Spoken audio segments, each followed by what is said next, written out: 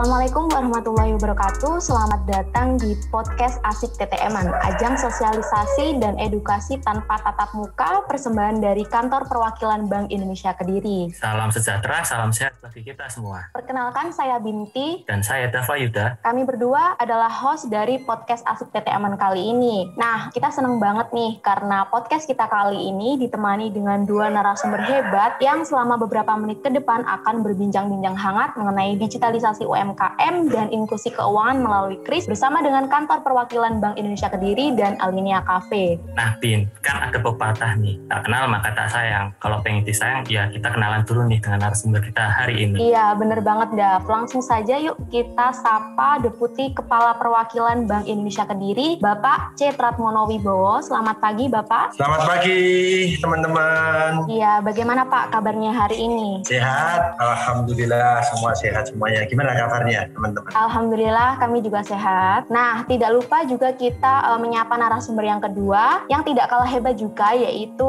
Kak Calvin Medita, selaku marketing dari Alinea Cafe. Selamat pagi, Kak Calvin. Yuk, pagi. Nah, bagaimana Kak kabarnya hari ini? Sehat, dari kalian sehat-sehat semua juga kan? Lah, sehat terus, Kak. Nah, kalau boleh tahu nih, Alinea Cafe itu lokasinya di mana sih, Kak? Dan sudah sejak kapan Alinea Cafe itu berdiri? Kita dari Alinea Cafe itu lokasinya ada di sebelah timurnya Pasar Stono Betek. Jadi di Jalan Patimura nomor 110. Terus untuk berdirinya sih kita untuk Februari besok itu baru 2 tahun. Jadi bukanya selama pandemi sih ya. Awal-awal pandemi itu kita udah baru buka. Wah, berarti Alinea Cafe ini bisa dibilang generasi dari UMKM yang tumbuh ketika COVID nih, ketika masa pandemi COVID. Nah, menarik banget. Salah satunya kan Alinea merupakan salah satu UMKM nih di wilayah kerja Bank Indonesia Kediri. Iya, bener. Nah, terkait UMKM sendiri kan Bank Indonesia juga ada program digitalisasi UMKM. Nah, untuk lebih jelasnya, kita langsung tanya saja nih ke pakarnya, yaitu Pak CT. Nah, Pak,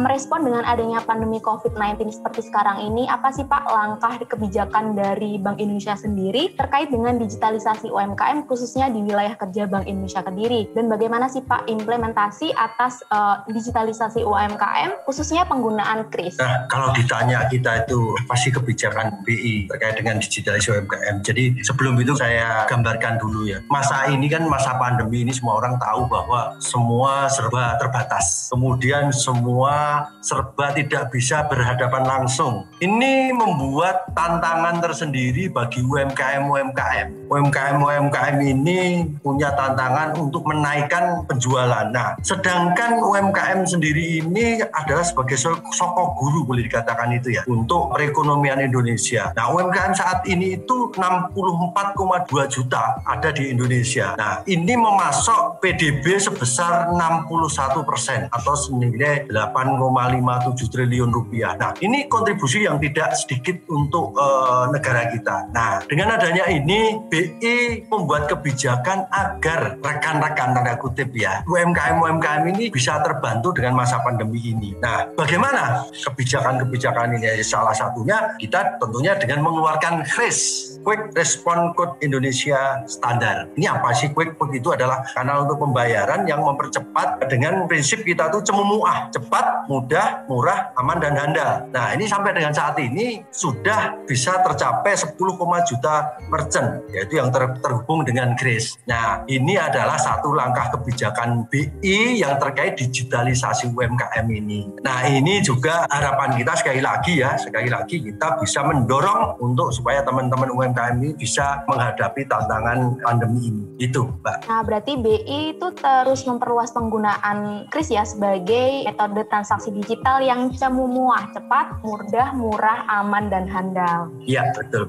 Terlebih kebijakan tersebut juga mendukung kebijakan pemerintah ya untuk social distancing sebagai upaya pencegahan penyebaran COVID-19. Nah, selanjutnya nih untuk Kak Calvin sendiri dari sisi UMKM, bagaimana sih Kak kondisi usaha dari Alinea Cafe ketika pandemi, khususnya ketika PPKM saat ini? Pandangan Kak Calvin terkait dengan pentingnya digitalisasi UMKM itu seperti apa? Jadi sebelumnya kalau ditanya sebelum COVID sama saya jawabannya bedanya apa? Jelas kita nggak tahu karena COVID nih kalau awal-awal. Cuman yang jelas sih kalau selama pandemi ini, menurut saya pribadi dan Alinea itu sangat membantu sih. Kita dengan adanya digitalisasi, terutama dengan dari Bank Indonesia mengeluarkan kebijakan QRIS ini, kita udah membatasi untuk kontak fisik dengan satu sama lain kan. Nah, dengan adanya QRIS ini sangat membantu sih. Jadi meminimalis untuk kontak fisik, sama juga memudahkan buat customer ke kita untuk nggak bawa uang tunai. Istilahnya zaman sekarang kan digitalisasi itu lebih modern ya. Jadi pasti banyak, terutama anak muda itu juga mereka itu keluar cuman bawa handphone aja sih. Jadi itu sangat membantu banget sih dengan adanya kebijakan-kebijakan dari QRIS, dari modern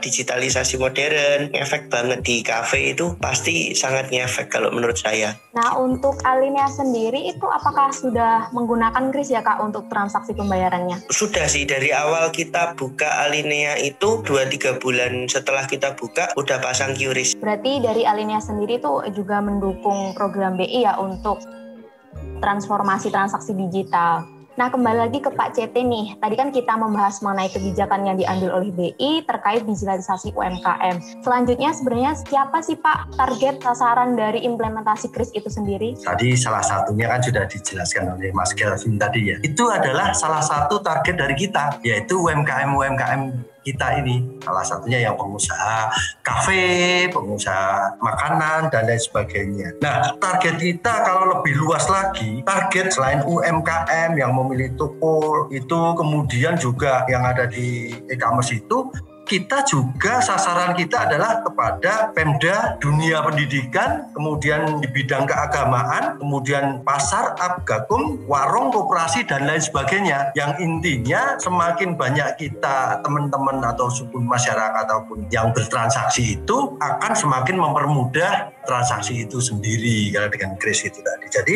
kalau ditanya sasarannya itu tadi. Nah, bagaimana kita menyasar itu tadi salah satunya dengan coaching klinik kepada UMKM. Kemudian kita juga penerapan QRIS kepada pedagang pasar, ya toh. Kemudian kita juga akan melakukan digitalisasi dengan QRIS itu di Kampung Inggris Pare pada bulan November. Itu salah satu bentuk target-target kita sehingga diharapkan seluruh masyarakat akan menggunakan QRIS. Itu, Mbak. Nah, berarti intinya itu QRIS itu dapat digunakan oleh seluruh lapisan masyarakat Indonesia ya Pak? Betul. Baik itu dari Pemda ataupun dari lembaga sosial ataupun sektor-sektor lainnya. Betul. Pribadi pun juga boleh Mbak. Pribadi pun juga boleh. Umpamanya kita nih ada hajatan mau menikahkan anak ataupun itu, kita sudah bisa memakai dengan QRIS itu juga bisa. Pribadi juga boleh gitu. Wah, keren banget nih dari QRIS itu sendiri. Ya, benar-benar Bin. Jadi menarik ya bahwa QRIS ini upayanya menyeluruh gitu ya dari BI dan masyarakat. Mungkin kembali lagi ke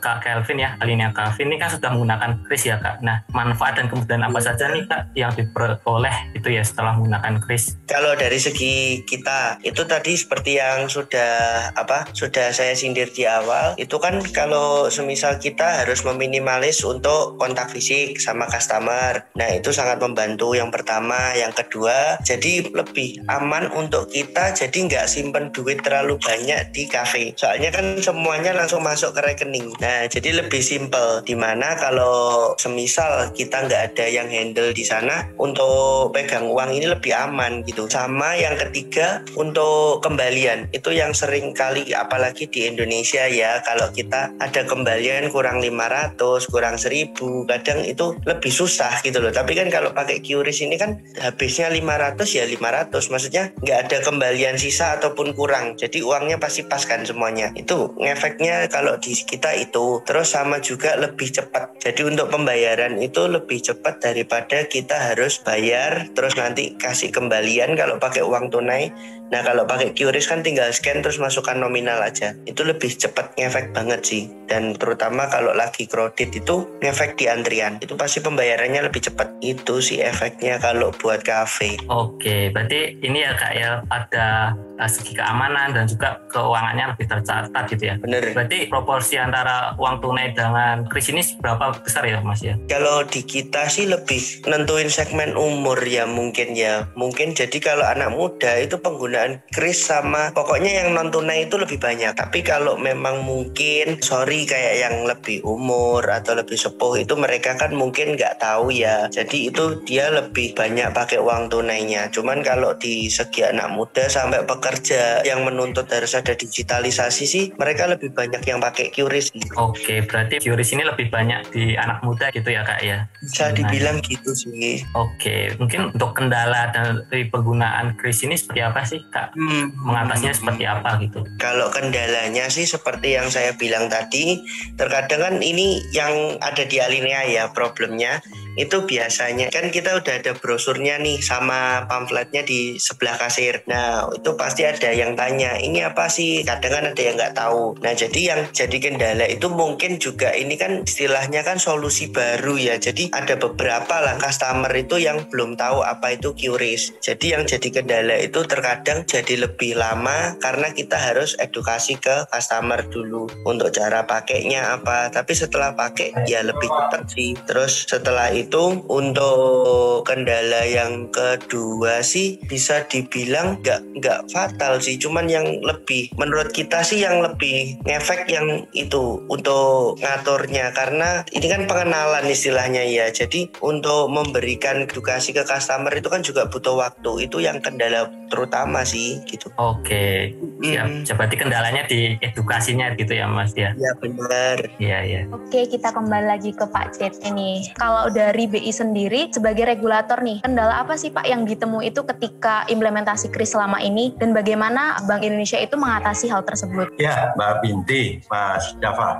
dan Mas Calvin. Kalau saya kok lebih senang melihat ini bukan kendala ya. Saya lebih senang atau lebih firm melihat ini sebagai tantangan. Nah, sebagai tantangan kita supaya kita bisa mengatasi hal-hal tersebut. Nah, kalau ditanya tadi saya tantangan kita apa? Yang pertama kalau saya ya ini melihat bahwa tantangan kita itu kan tadi sudah saya jelaskan di awal bahwa jumlah UMKM kita itu hampir 64,2 juta. Sedangkan data kita yang baru dikriskan itu hampir 11 juta, ya kan?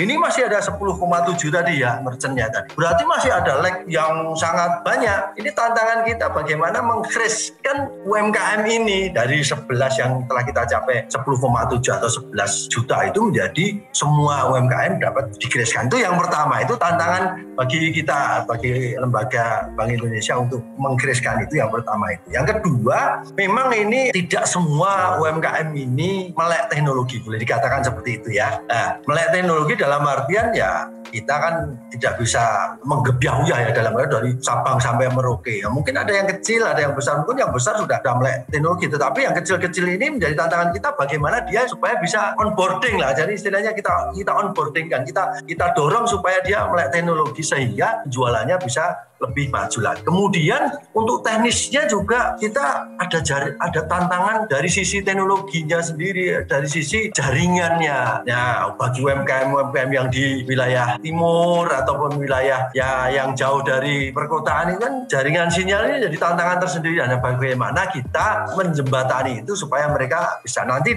pada saat saya menyampaikan langkah-langkah apa yang untuk menghadapi tantangan nanti bisa saya sampaikan itu bagaimana kita langkah-langkah kita. Kemudian kita harus terus mensosialisasi, mengedukasi semua kepada semua lapisan masyarakat, ke instansi juga. Ini menjadi tantangan kita sendiri. Kemudian juga ada tantangan dari sisi merchant, karena dengan adanya transaksi ini yang ada MDR-nya, merchant discount rate-nya ini ada 0,7% ini. Nah, bagaimana itu? Karena ya memang tidak bisa kita hindari ya. Kita perlu investasi teknologi, itu memerlukan biaya. Jadi biaya MDR itu tidak banyak sih, tetapi itu menjadi tantangan sendiri bagi teman-teman UMKM. Kemudian yang paling dirasakan ini yang tidak kalah pentingnya dari teman-teman UMKM ini adalah transaksi ini tidak semuanya bisa plus nol. Dalam artian tidak bisa langsung settle, tetapi proses kemudian baru dilakukan settlement di hari berikutnya. Nah, ini juga menjadi tantangan bagi kita tersendiri untuk meminimalisir hal tersebut. Itu, Mbak. Kalau upaya untuk mengatasi tantangan tersebut, Pak, bagaimana Pak langkah BI itu? Nah, kami di BI di seluruh kantor perwakilan juga telah hand to hand dengan Kominfo. Dari kantor pusatnya kita membuat peta. Kita memetakan daerah-daerah mana, kemudian Kominfo juga akan memperkuat jaringan sehingga jaringan yang ada di daerah-daerah itu lebih kuat sehingga nanti transaksinya bisa lancar. Kemudian kita juga tentang MDR tadi, ya kita tidak bisa tutup mata ya. Di masa pandemi ini kita membuat kebijakan atau memberikan kebijakan MDR itu 0%. Ini sampai dengan Desember. Karena kita juga tahu bahwa pandemi ini masalah sulit bagi teman-teman UMKM. Kemudian kita juga mendorong settlement kris itu bisa H+0 sehingga UMKM dapat langsung menerima pembayaran tadi. Nah, kemudian juga mendorong PJP untuk memiliki kris dan mendorong semua PJP perbankan itu juga supaya memperluas atau memperbanyak nasabahnya menggunakan kris. Itu langkah kita yang kita lakukan. Baik Pak, berarti dalam implementasi ini perlu kerjasama nih BI bersama dengan otoritas-otoritas ataupun dengan stakeholder untuk mencapai tujuan tercapainya kris itu sendiri. Ya, kita nggak bisa bekerja sendiri, kita tetap harus hand to hand dengan instansi lembaga lain gitu. Siap Pak. Apa saja nih Pak langkah ke depan agar target 12 juta merchant kris ini tercapai di tahun 2021? Ya, Mas Dava, target di 2021 kan kita mencanangkan 12 juta merchant kris. Yang tahun lalu kita canangkan sekitar 5,8 juta. Tahun ini kita kita gedor menjadi 12 juta. Ini tadi usaha-usaha kita tadi salah satunya adalah kita menggandeng seluruh perbankan PJP itu untuk mengekriskan, boleh katakan itu nasabah-nasabahnya.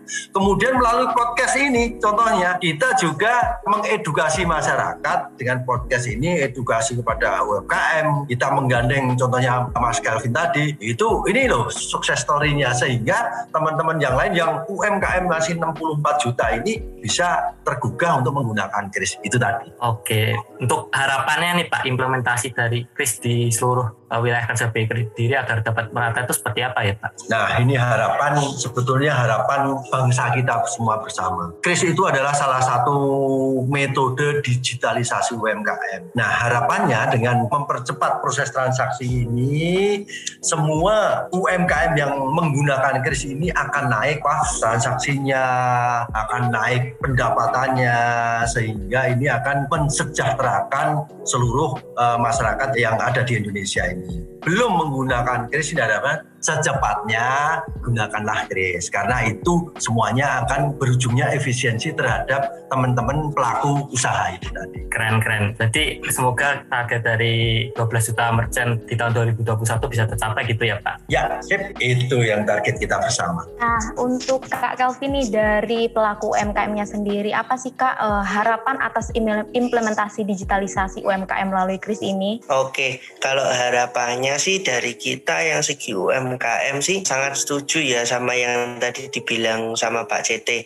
Maksudnya kalau semuanya ini kalau bisa dari tadi untuk 12 juta itu di tahun 2021 ini bisa ke reach semua lah. Maksudnya bisa kejangkau semua pakai QRIS itu kita sangat setuju sih. Maksudnya dari segi saya sendiri pribadi kalau semuanya udah pakai ini istilahnya kayak seragam gitu, itu jadi lebih enak gitu loh, sama kayak ini jadi hal wajib gitu loh. Nah, jadi harapannya sih ya sama sih semuanya kalau udah pakai QRIS itu menurut saya sendiri sebagai pelaku UMKM ini sangat membantu gitu. Jadi kalau ada teman-teman dari UMKM yang belum pakai itu, kalau dia pasti pakai itu bisa membantu banget sih gitu loh. Dan juga mungkin harapannya yang kedua, kalau dari kita sih lebih mungkin dari Bank Indonesia bisa mengeluarkan kayak ya mungkin dari podcast ini juga sebenarnya udah salah satu untuk istilahnya edukasi sih, enggak cuman dari pelaku UMKM-nya juga, tapi juga untuk merchant ini supaya dikenalkan apa sih QRIS itu. Nah itu soalnya ya itu tadi ya sempat yang saya singgung di awal, ada beberapa customer kita yang istilahnya dia datang ke Alinea ini ini belum pakai untuk QRIS. Nah, setelah kita kasih tahu, ternyata mereka itu sebenarnya udah punya sih, maksudnya untuk M-Banking atau mungkin e-money yang lainnya itu kan bisa pakai QRIS ya. Nah, jadi sebenarnya mereka punya, cuman mereka nggak tahu cara pakainya gitu loh. Sedangkan setelah kita edukasi apa itu mereka jadi tahu. Nah, jadi mungkin sih saran buat ya harapan lah ya, bisa dibilang bukan kayak tadi yang Pak CT bilang kan istilahnya bukan kendala lah, itu tantangan gitu loh. Maksudnya lebih edukasinya itu juga nggak cuman ke UMKM tapi ke merchantnya juga, itu sih. Nah, berarti pentingnya digitalisasi UMKM ini karena mau tidak mau dengan semakin berkembangnya teknologi, UMKM itu sebenarnya harus bergerak dinamis gitu ya Kak, untuk mampu go digital, go global, dan naik kelas. Bener sih, istilahnya ya harus berkembang lah, nggak stuck gitu-gitu aja. Baik, semoga harapan dan cita-cita kita itu tercapai semua ya untuk target implementasi KRIS-nya itu sendiri. Benar banget, Bin. Jadi nggak ada lagi namanya UMKM yang ketinggalan zaman ya. Mungkin kalau teman-teman semua masih kepo sama Alinea Cafe, mungkin bisa perkenalan nih Kak, atau promosi media sosial Alinea Cafe. Silakan Kak Kelvin. Kafenya sih ada di sebelah timurnya Pasar Stono Betek, itu ada di Kota Kediri. Jadi boleh kalau datang ke Kota Kediri atau mungkin yang sudah di Kota Kediri bisa mampir-mampir, boleh ngobrol-ngobrol juga. Untuk Instagramnya bisa follow di @alinea1.0_. Jadi Alinea 1.0 itu sih. Wah, tapi nggak kerasa juga ya kita udah di penghujung podcast. Nah, terima kasih untuk Pak CT Wibowo dan Kak Calvin Medita yang telah meluangkan waktunya untuk berbincang-bincang sedikit nih tentang digitalisasi UMKM yang menarik banget dan nggak ada habisnya kalau misalnya kita bahas satu persatu. Iya, terima kasih ya Pak Kak. Iya, sama-sama. Nah, ini karena memang waktu kita terbatas nih, sayang banget kita harus akhiri podcast pada hari ini bersama dengan Kantor Perwakilan Bank Indonesia Kediri dan Alinea Cafe. Sampai jumpa di lain kesempatan. Wassalamualaikum warahmatullahi wabarakatuh. Terima kasih semuanya telah menyempatkan waktunya.